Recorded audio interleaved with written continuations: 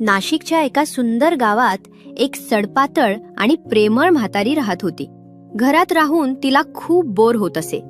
विरंगुळा म्हणून ती गावोगावी फिरायची आणि नवनवीन अनुभव घेत असायची.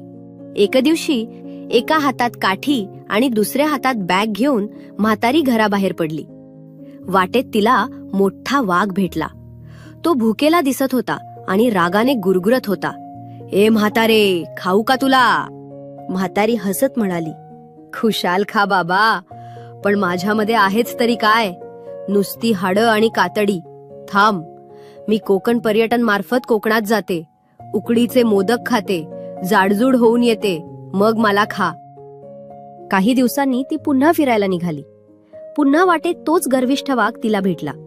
त्याने म्हातारीला ओळखले आणि म्हणाला, "हे म्हातारे, आता खाऊ का तुला?" म्हातारी पुन्हा हसत हसत म्हणाली, "खुशाल खा बाबा, पण माझ्यामध्ये अजून आहेच तरी काय? थांब, मी हॅपी वेकेशन मार्फत अंदमानला जाते, पोटभर मासे खाते, मस्त जाडजूड होऊन येते, मग मला खा."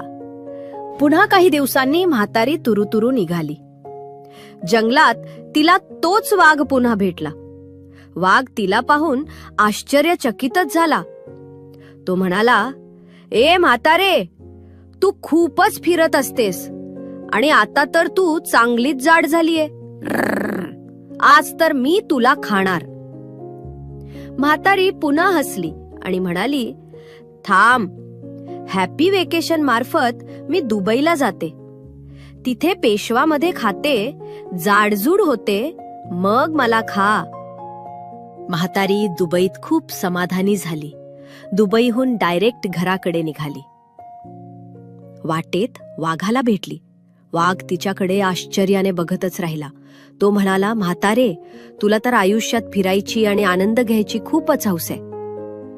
आता भालेराव युरोपला चाललेत, तू पण युरोपला जा आणि मोठा टूर करून ये."